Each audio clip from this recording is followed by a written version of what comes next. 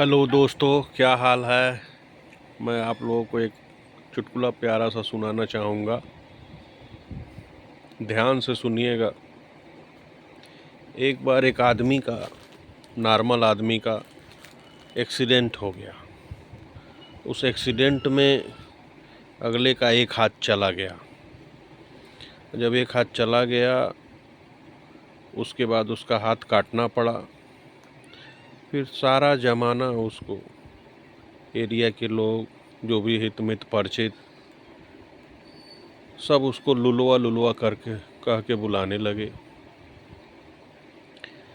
हे लूले इधर सुन, हे लूला इधर सुन, हे लूला। तो कहा कि साला जो है, जब एकदम नॉर्मल थे तो लोग नाम लेके बुलाते थे, आज हमारा एक हाथ नहीं है तो लोग लुलवा लुलवा कह के बुलाते हैं। उसको बड़ा बुरा लगता था और उस ताने को हमेशा सुन के वो, मतलब एकदम वो आहत हो गया और उस आहत से वो मरने का सोच लिया कि अब साला आत्महत्या कर लेंगे। साला जब नॉर्मल थे तो ज़माना जो है नाम लेके बुलाता था, आज एक हाथ नहीं है तो लुलवा लुलवा कह के बुला रहा है। अब हम मर जाएंगे, इस ताने को सह नहीं पाएंगे। वो गया एक नदी के पुल पे चढ़ के कूदने जा रहा था।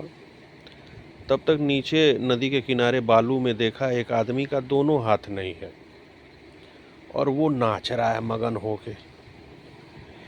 तो कहा, अरे साला हमारा एक हाथ नहीं है तो जमाने के ताने से मैं साला मरने जा रहा हूँ, ये भोंसड़ी वाला जो है दोनों हाथ नहीं है तो नाच रहा है। ये उतर के नीचे गया और उड़ के उसको 2 लात मारा, वो गिर गया जिसका दोनों हाथ नहीं था। कहा, अबे साले, जमाने के ताने से मेरा एक हाथ नहीं है तो मैं आत्महत्या करने जा रहा था, और तुम साले जो है दोनों हाथ नहीं है तो यहाँ नाच रहे हो मगन होके।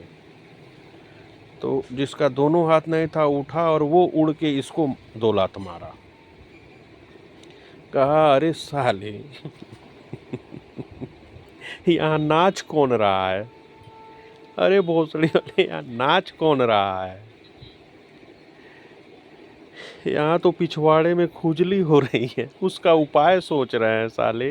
तुमको लग रहा है कि हम नाच रहे हैं। धन्यवाद साथियों, खुशी से रहिए, एंजॉय करिए, लाइफ के हर क्षण को जिए और हमेशा पॉजिटिव सोचिए, ऊंचा सपना रखिए और अपने सपने को साकार करने के लिए निरंतर प्रयास करिए और हमेशा पॉजिटिव सोचिए और निरंतर अपने कार्य को करते रहिए।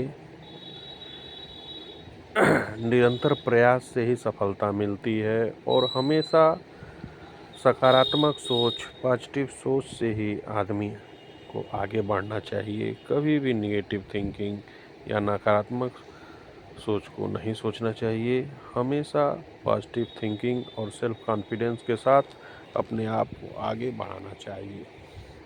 धन्यवाद साथियों, इसी तरह एंजॉय करते रहिए, कुछ न कुछ मैं आपको सुनाता रहूँगा।